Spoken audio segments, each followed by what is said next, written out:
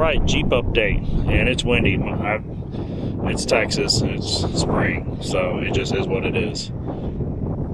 So, the head was off when I bought it. Alright? They said the motor's locked up. He tried several different things to get it. I've tried as well. I'm gonna go with the motor's locked up.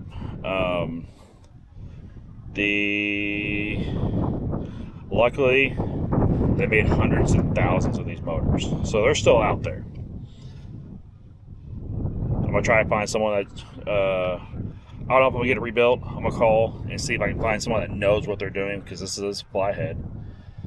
I'm gonna see if I can find someone that can rebuild it, or if so, or another option is, just swapping it out completely. But I want period correct, so that's what I'm working on right now. I want to get period correct. I mean, it's the walls don't look too bad. I don't have my freaking little tool to go in there and feel the cylinder walls. Then that's not water back there. That's some braking oil. But everything's there. So I'm not happy with the way the transmission is at all. I plan on, because the transmission comes right out, I plan on take it to a guy I know and have him just go through it and make sure it's tip top. But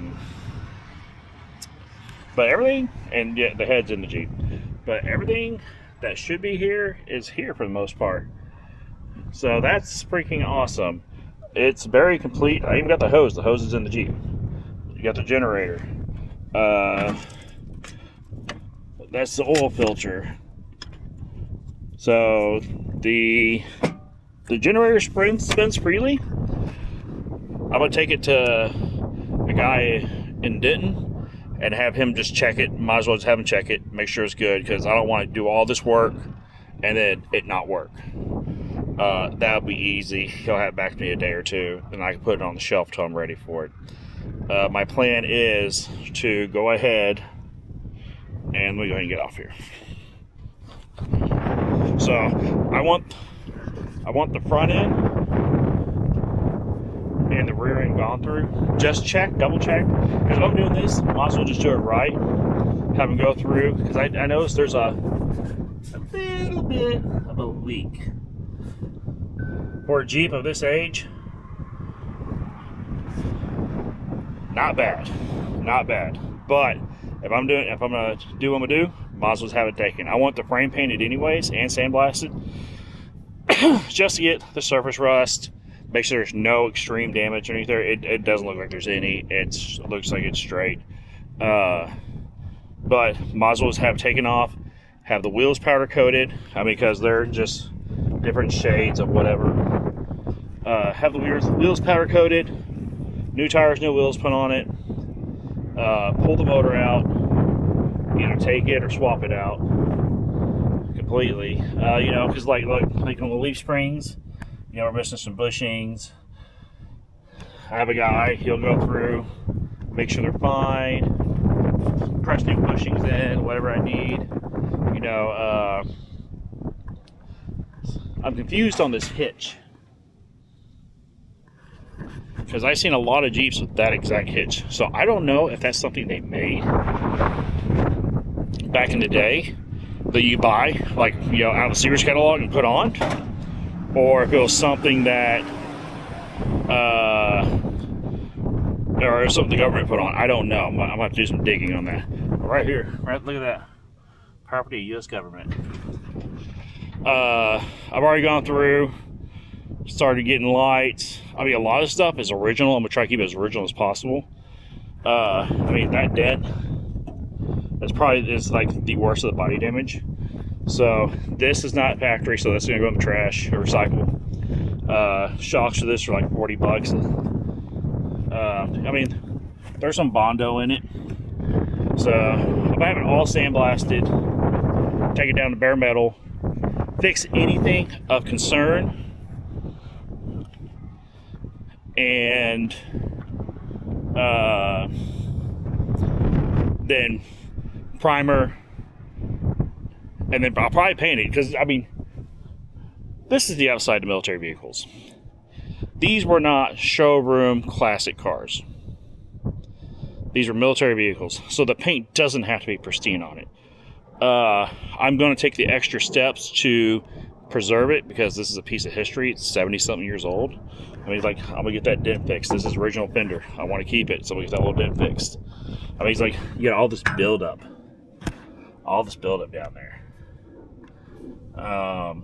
So, you got to remember, these things were built for a bunch of dumb 18-year-olds to fix. Literally, probably one of the most expensive things on this Jeep is replacing the freaking tires. The tires are mind-blowingly expensive. I mean, but I don't think that's reusable at all. So, I'm gonna pull everything I can. First I gotta make some room in my garage. But what I want to do is unbolt the body, have some friends help me, put the body off to the side, and then roll the frame off. Roll the frame and chassis off, and then put it in my garage, because without this, the frame and chassis, you can just pick up and move.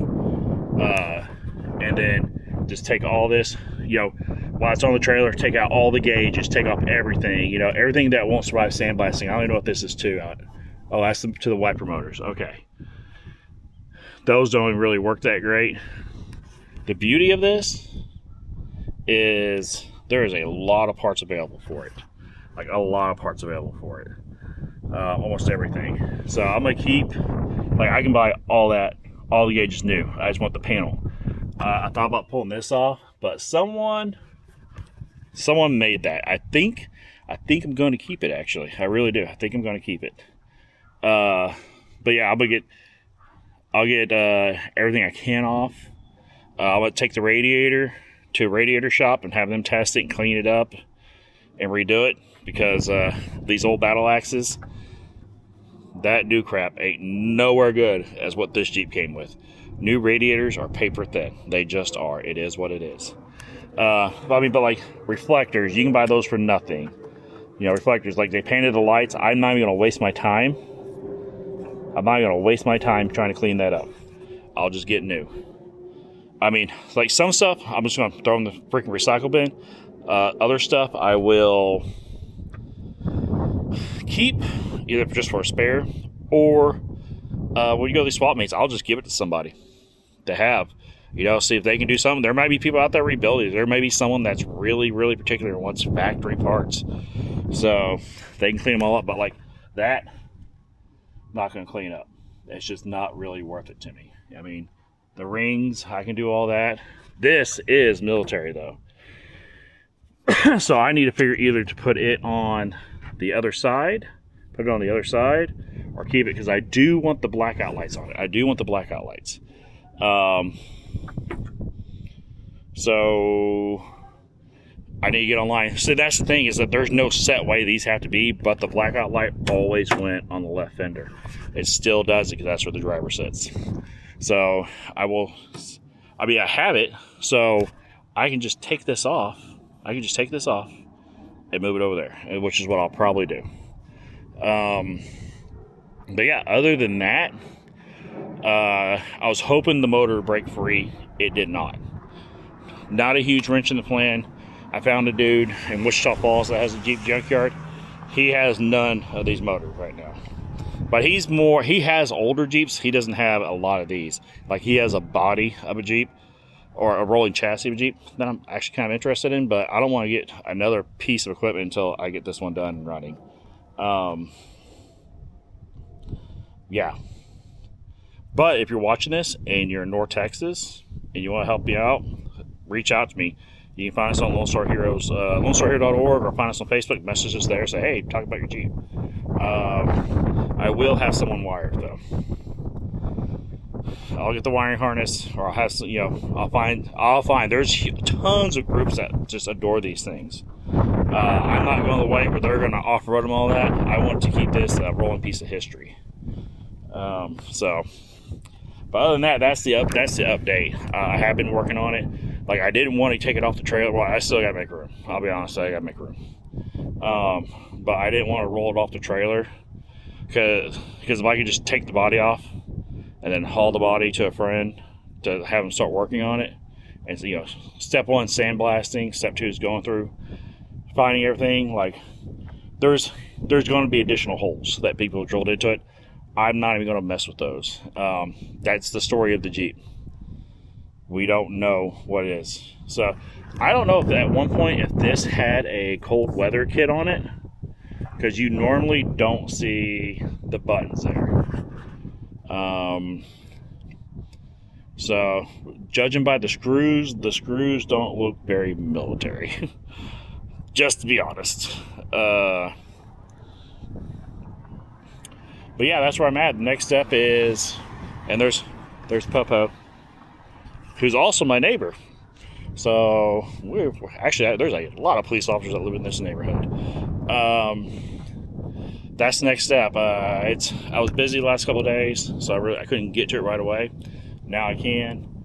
And yeah, I got, you know, the first step before you do anything is a plan of action. The motor's the heart. Well, it's not good, and I hate to get rid of it because even if there's something wrong with that motor or there's parts of it, there's still pieces that people can rebuild and keep these things alive. And I always prefer to do that. I'm big on recycling, so and reusing if possible. And yeah, but there's a lot of good parts. I'm gonna try to keep that carb because that's a carder. So if I can't rebuild it, I know the person that can. The biggest problem is going through and checking all the electrical. I mean, the highlight is this stuff is waterproof, absolutely waterproof. This thing does not have the rust issues these things normally do, which is even better. So yeah, I got a plan of action. I've already started making a list of parts and what I'm gonna order. The hardest part is when I come to painting, because I'm a primer red. There's a guy in Bowie, Texas that sells the paint for these. He's been doing it for years. I bought paint for him for an M38A1 I had. So the big thing is, do I paint the wheels, wait and paint the wheels? So do I just have them sandblasted and primered? Because I want to get the small stuff done. It's like, because I can put the wheels and tires on these. These things are designed to have flat spots. Like, these things are designed to have flat spots. And all I gotta do, it's gonna be sitting in my garage, so all I gotta do is just jack it up, spin the tire, boom, done. And then it's boom, it's rotated, don't have to worry about it. Why it sits there. It looks complicated, but once the body comes off, there's nothing here. It's simplistic. You know, another thing, like I've seen a lot of these with green frames, and I've seen a lot with black frames. So I'm gonna find out how'd they come out of the factory, because it's all the same. Because like, and that's another thing. This thing went to the 80s, so when this thing was built, it was like a green brown. And I'm not sure when this exited service, but you can tell. So this is more of a modern OD green the military uses. And with this paint coming off, you can tell. So this has obviously been painted. And that's the beauty. That's the part of these is like you don't have to adhere to the standard of these. You can kind of do what you want to do. Like I want to make it a military police Jeep.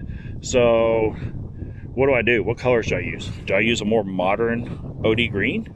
Or do I use like that brown green they had? I don't know. That's the stuff I gotta decide on, because once it's painted, because I'm putting military police, I'm putting the freaking unit numbers on it for that went on the Jeep on these hoods. I'm putting the stars on it. There's a lot I'm going to do to it, so it's going to look authentic as possible. Some guys go to the extreme. I'm not looking to win shows. I'm looking for it to be fun. And take it to events and all sorts of stuff. So like, there's a little rust hole there. So when it gets sandblasted, and it looks like someone tried to actually repair it. It really does. So when it's off, I'll have the body guy make an assessment on it, because like on what should be fixed and what shouldn't. Because like the floor is not bad, and honest to God, it's like all this has been earned. So why would I mess with it? You know, it's all been earned. And it's just not that bad. And I'm about to find the seat. This did have the seat because the mounts are there, or the holes are there, I should say. So I'm gonna put, because I got kids, I want them to go with me. So I'm gonna put the seat in. I found the bracket and seat, and it's gonna cost me like $500, no biggie. Yeah, other than that, it's just, this is that phase where you're like, what am I gonna do with it? I've restored lots of cars. The biggest thing is you gotta have a game plan, you gotta stick to it. I mean, you're gonna make changes along the way. But pick a plan and ride with it, because if not, that's why projects sit there. Because I mean, a lot of times projects sit there because of money. So kind of, you know, that is a contributing factor. A lot of them just don't have a plan or a vision. Well, I'm not going to let that happen. So hang on, this one. Yeah, here we go. No, this one has a storage compartment still. I didn't even see if there's anything in it, to be honest. Oh, nope, nothing in it. It's not rusted out. What is this? It's a bolt and Allen ring set to something. So I believe this is supposed to go. I think there's a little thing that goes up to hold the seat up. But there's the e-brake. It doesn't work.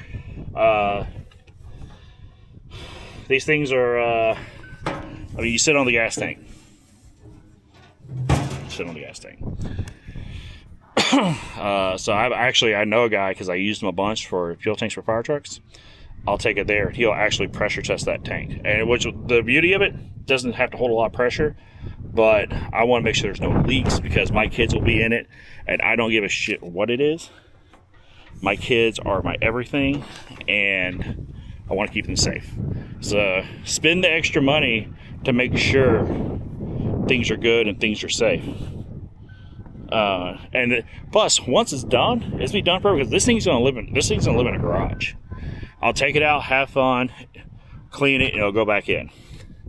I don't even know if, hang on, let's see if we can get this open. Oh, good Lord. Yeah, definitely gonna take it to my buddy. There ain't no way I'm getting that off. Man, that is on there. I don't know if it's because of the heat, because I don't know if there's anything in there. Honestly, I'm afraid to smell what's in there. But yeah, that's the update. Thanks for watching. Comment below. If you're an expert in these, I want to hear it. Everybody has their own opinion about it. Put yours down there. I want to hear it. Especially when it comes to like parts. What I should do. An engine. The transmission is going to be fixed. Rear ends can be fixed. I'll take the drive shaft and take it to Inland Truck Parts. They'll check it and rebalance it and all that. But yeah, comment below. Give me some pointers. Give me some input. So that's all I got today. I'm gonna go in there, start making some more room, cleaning, and get ready for disassembly. Man, I am beyond excited. I promise you, this is one of my ultimate dreams. My oldest son, is well, my second oldest son, sorry. He is so excited. So excited. He was sitting in it yesterday on those. I was like, son, you get off those rusted springs. He was sitting, but you know what? That's the son. He sat there and looked out the window, and I remember how that looked when I was a child. So we're gonna have fun with this together. Me and him are gonna do a lot of this together.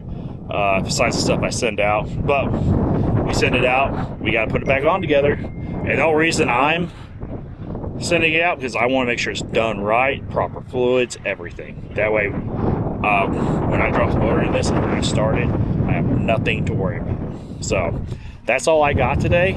Comment below. You know what to do. Like, share. Every view, click. That helps us get veterans outdoors. So you just watching this video, you helped us get a veteran outdoors. So let's do it. Thank y'all, and we are out.